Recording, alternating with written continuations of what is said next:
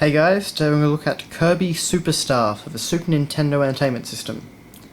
So of course here we have a front cover, fairly minimalistic. It's just got the game's logo with Kirby in the middle. We have the slogan of 8 games in 1. Of course there are 8 incredibly small games, but you know, alright. You have the age rating of course, Super Nintendo, just a few stars around, so it's pretty basic, but I do kind of like it. At the very least I like it a lot more than the European one, which is Kirby's Fun Pack. On the sides it's basically the exact same thing. We have the logo and we have the 8 games in one thing, and that's on every single side. So a little bit excessive. Anyway, on the back we have our screenshots as usual, which not the best quality, but for some of the old game boxes that I've seen, they're not too bad. And of course we have the standard blurb about all the different things. This is actually a huge 32 meg game, which provides excellent entertainment value for Kirby fans of all ages, apparently. And of course we do have a battery backup. One interesting thing about this game, and one of the reasons actually it ends up being so rare, this is a really hard game to find, well, in good condition for a reasonable price. And that's of course it was released in 1996 in America, 1995 in Japan I believe. So, you know, pretty late for a Super Nintendo game. Kirby's Dream Land 3, which is the last Kirby game to be released on the Super Nintendo, that was actually in 1997. So, yeah, it's interesting to see how much longer the SNES kept going. But anyway, so that's the box. Here, of course, we have the manual. So just same as the front cover, and you know, of course, it's in full color, and we've got a fair bit of Kirby artwork. So, you know, everything's set out nicely. There's a nice, pretty relevant aesthetic to the whole thing. With more cool abilities, Kirby is one tough puff. His new adventure is about to begin. Alright, so then we explain the controls of the game. And I really like how they do this because, you know, you've got all your movement options with all the artwork, and then your attacking options, and flying, and that sort of thing. And then, you know, creating a partner, or a helper rather. You know, this every single thing is accompanied by artwork and you know, a good description. So it's a bit like Super Mario 64 actually. So then we have copying and ability and all that sort of thing. Very simple stuff, but it's explained in a very simple way, and it's done in a very pleasingly aesthetic way.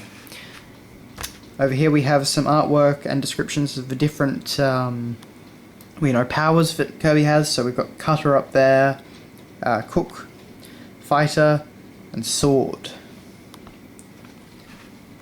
There are more than 20 different abilities, but we only get artwork for those 4, which is a little bit disappointing in some ways, but I get that they want to keep some of them for a surprise.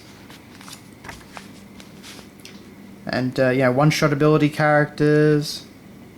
What if Kirby swallows 2 ability characters? So it goes through all the different game mechanics. And, you know, there's helpers. And then it explains, you know, producing helpers in a 2-player game.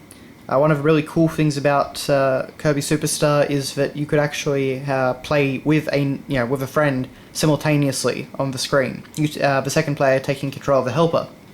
And you know, you have access to all of their abilities, and you can just play at your own speed. It's a really cool system.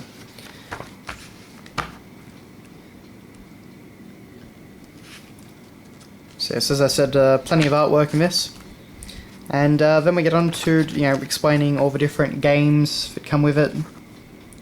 So each game gets you know, 2 pages or so. So we have Spring Breeze, Dynablade,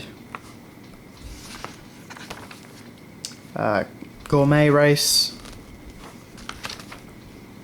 Great Cave Offensive, possibly the most annoying Kirby game in existence, but also pretty fun. Revenge of Meta Knight, which is personally my favourite Kirby game of all time. I actually enjoy the attempt at story and set pieces and that sort of thing, and I like the sunset aesthetic. Milky Way Wishes, that's also a really, really good one in this. The only time when you could actually... Basically, you find an ability and you add it to, like your collection of, in a menu, and you can switch between any ability at any time. It's really cool. And then we have the sub-games. Megaton Punch, and of course Samurai Kirby, which you can see there. And all the sub-games can also be played two-player. The one they don't mention is the Arena, and that's basically a mode where you basically have to fight, I think, 19 or 20 bosses in a row. And while it can be fun, if you're trying to complete it, it can be a little bit difficult. It's the hardest thing in the game, anyway. And then we go through all the other items, so just random objects in the game. And then we go through enemies. So each enemy has a piece of artwork and a brief description, mainly of how to beat them. There's Dynablade and King DDD.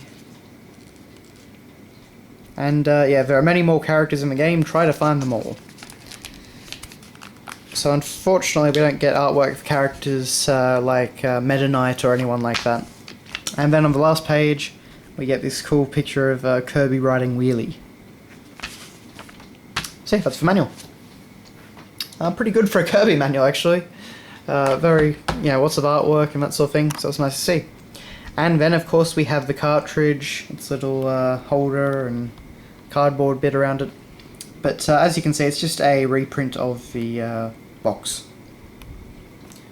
So yeah, that is your look at Kirby Superstar for the Super Nintendo, of course. Thanks a lot for watching, guys, and see you later.